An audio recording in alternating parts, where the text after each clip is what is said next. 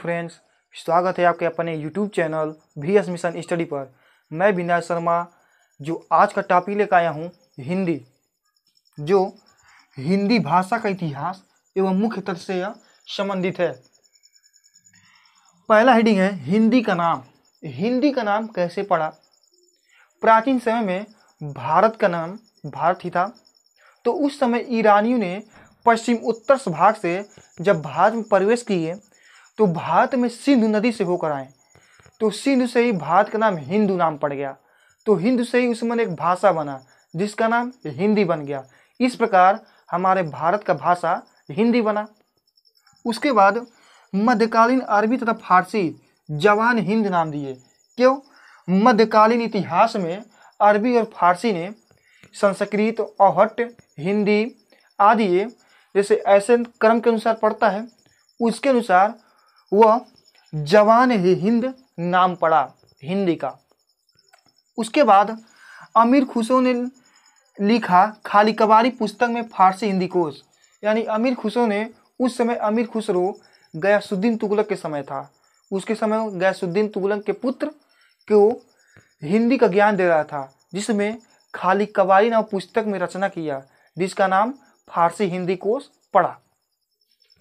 उसके बाद हिंदी का प्राचीनतम प्रयोग, यानी हिंदी का प्राचीनतम प्रयोग सफरुद्दीन के जफरनामा नामक के स्थान पर इसका विकसित होता है, प्राचीनतम प्रयोग किया गया है जो 1424 ईसा पूर्व में।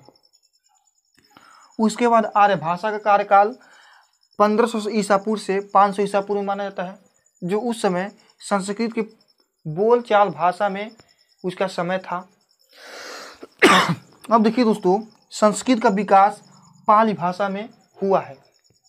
ठीक है दोस्तों, अब इसके बाद आगे देखते हैं। देखिए दोस्तों, अब हिंदी का विकास क्रम, कैसे हिंदी का विकास होता है।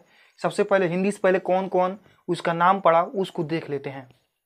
तो यहाँ आप देखिए, पहले संस्कृत आया, जो संस्कृत को दो प्रकार के विभाजन में किया गया है। पहला है वैदिक संस्कृत, दूसरा है लौकिक संस्कृत। उसके बाद पाली है, संस्कृत के बाद पाली आता है। पाली जो इस समय जैन धर्म में भाषा बोला जाता है, पाली भाषा।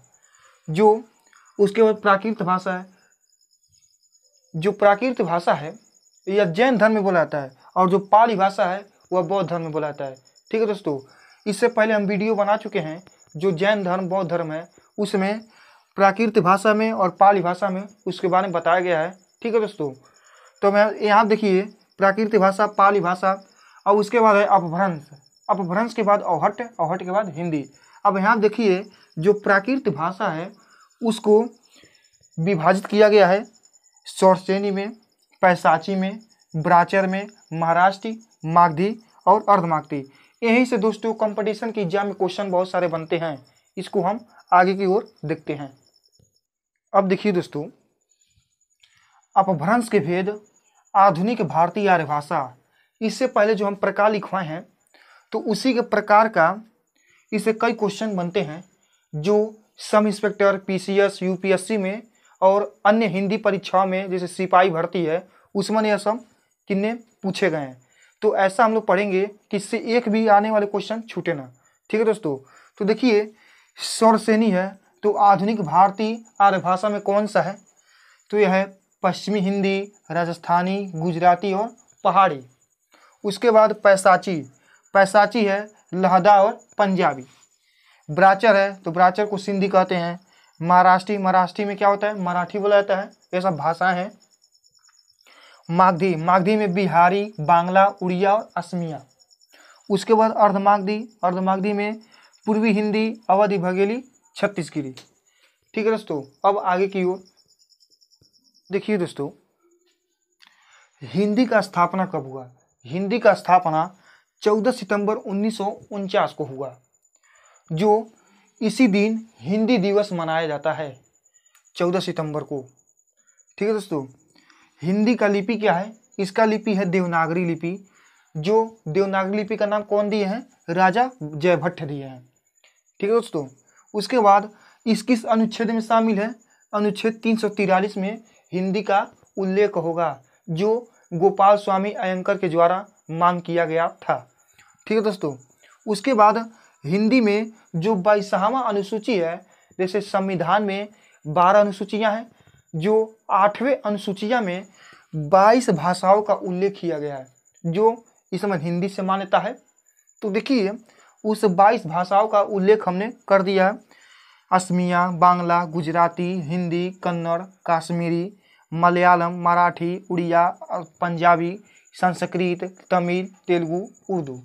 उसके बाद हमारे संविधान संशोधन के अनुसार 1967 में सिंधी और 71वां संविधान संशोधन में 1992 में कोंकणी, मणिपुरी और नेपाली है। उसके बाद 92वां संविधान संशोधन में 2003 में, जो इसका सन है 2003, बोडो, डोगरी, मैथिली, संथाली, इस तरह हमारे संविधान के 8वें अनुसूची में 22 भाषाओं का उल्लेखित किया गया है। ठीक है दोस्तों, और हिंदी का ही मान्यता है इसमें। अब देखिए दोस्तों, हिंदी की उपभाषाएं, हिंदी की उपभाषाएं 5 होती हैं दोस्तों, जो इसके बारे में दिया गया है। पश्चिमी हिंदी, जिसमन, खड़ी बोली, ब्रजभाषा, बांगरू, इसको हरियाणा कहते हैं। उसके बाद बुंदेली और कन्नौजी। ठीक है दोस्तों। उसके बाद दूसरा है पूर्वी हिंदी। पूर्वी हिंदी में अवधी आता है, जो अवधी, बघेली, छत्तीसगढ़ी। उसके बाद तीसरा में है राजस्थानी हिंदी, जो पश्चिमी, पूर्वी, उत्तरी, दक्षिणी राजस्थानी आता है। इसमें जितने हैं सब उसके बारे में भाषा हैं। ठीक है दोस्तों। उसके बाद पहाड़ी हिंदी, पहाड़ी हिंदी में पश्चिमी पहाड़ी, मध्यवर्ती पहाड़ी। उसके बाद बिहार हिंदी, बिहार हिंदी में मगही, भोजपुरी, मैथिली, यह सब उसकी भाषा हैं। और प्रत्येक में बहुत सारे भाषाएं हैं दोस्तों। ठीक है दोस्तों। अब देखिए दोस्तों, यह तो हो गया। और हिंदी को कई भागों में उस तरह विभाजित किया है काल के अनुसार। इससे पहले हम एक वीडियो बनाए हैं जिसका लिंक डिस्क्रिप्शन 5 में मिल जाएगा दोस्तों। उसमें है आदिकाल, भक्तिकाल, रीतिकाल, जो हिंदी से संबंधित है। उससे भी दोस्तों अधिक से अधिक क्वेश्चन उठता है, उसको भी आप लोग देख लीजिएगा। ठीक है दोस्तों। और यह भी वीडियो जो आपके कंपटीशन में सहायता करेगा। यदि हमारा वीडियो आप लोग को पसंद है तो हमारे वीडियो को लाइक करें, चैनल को सब्सक्राइब करें तथा बेल आइकन को जरूर दबा दें, ताकि हमारे लेटेस्ट वीडियो आपके मोबाइल पर सबसे पहले मिले। जय हिंद।